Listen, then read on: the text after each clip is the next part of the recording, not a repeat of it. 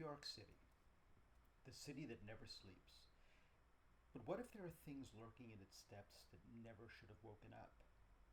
What if the concrete and steel, the endless cacophony, only serve to mask something ancient, something unspeakable, waiting just beyond the veil of perception? Hey everyone, I'm Mike, and today we're not just talking about cryptids, we're delving into the truly terrifying, the genuinely unsettling, and the almost cosmically horrifying alleged creatures that supposedly exist in the darkest corners of New York City. These aren't your typical Bigfoot sightings. These are the stories that burrow into your mind and make you question everything you thought you knew about urban reality. Prepare yourselves, because what we're about to discuss goes beyond folklore. It touches on something primal, something that whispers from the forgotten abysses beneath our feet and the forgotten shadows above our heads.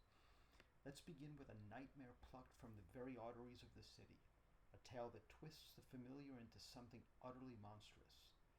The flesh weaver of the subway tunnels.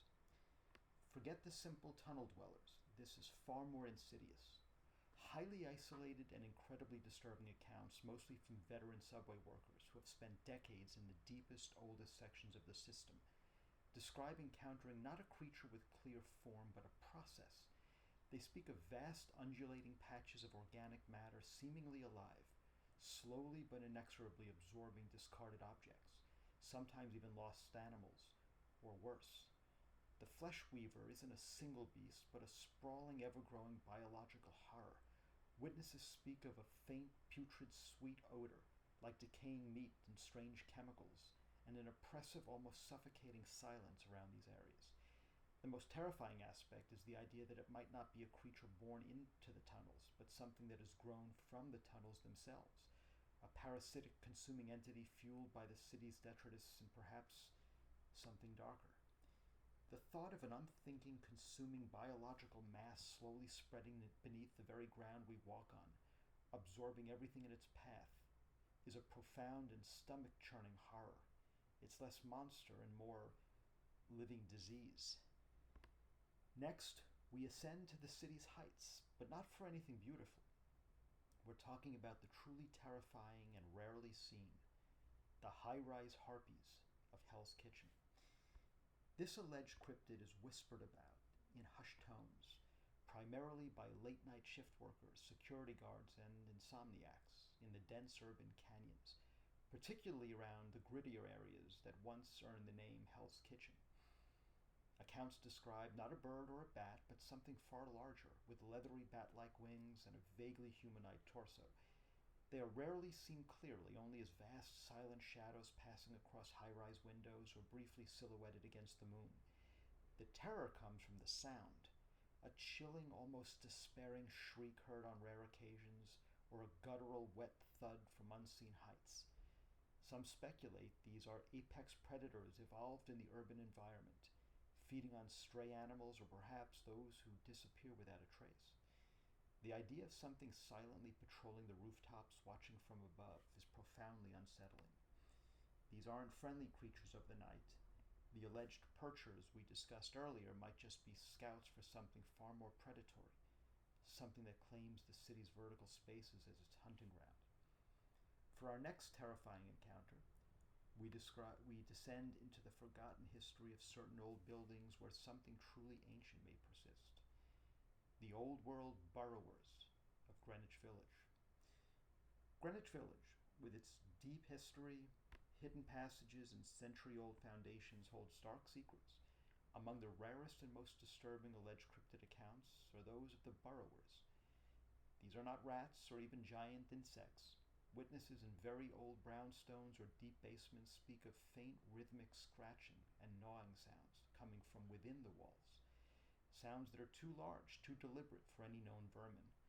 On incredibly rare occasions, someone might catch a fleeting glimpse of something pale, eyeless, and vaguely segmented, retracting back into a newly formed crack or hole in ancient plaster or stone. The truly terrifying aspect is the effect these creatures allegedly have, a profound sense of claustrophobia and paranoia in those who live near them, almost as if their very presence leaches peace from the air.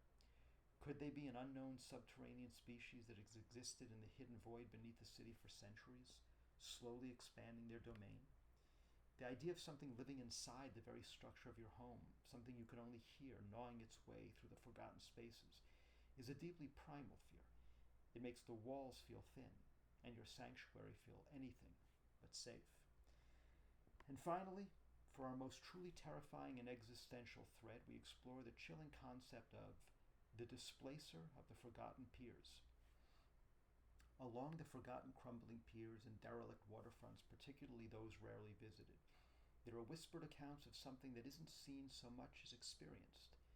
The displacer is not a physical creature in the traditional sense, but an alleged anomaly, a localized pocket of reality that seems wrong. Witnesses report sudden, intense feelings of vertigo, disorientation, and a profound sense of dread. Objects may appear to momentarily shift or ripple. Reflections in the water may distort impossibly, and sounds from the city seem to be muffled or even reversed. The cryptid elements come from the chilling idea that these are caused by a non-Euclidean entity, a being from outside our dimension, occasionally breaching into our reality.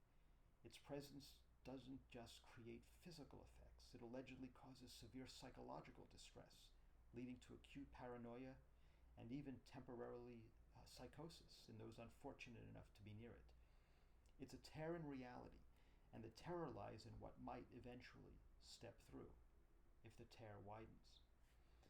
This isn't just a monster that hunts you, it's a monster that hunts your mind, that warps the very fabric of your perception. It suggests that some horrors in New York City aren't flesh and blood, but something far more fundamental and terrifying.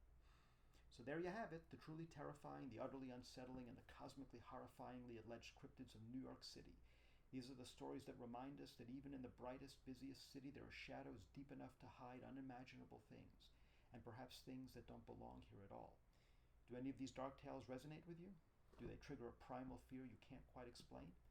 Have you ever felt a profound sense of dread or seen something fleeting and wrong that just defied logic in the urban environment? Share your thoughts and unsettling experiences in the comments below. If this journey into the unknown, dread captivated you and chilled you, please like this video, subscribe for more explorations into the truly unknown, and hit that notification bell, because in New York City, the concrete jungle has secrets that might just break your mind. Speak to you next time.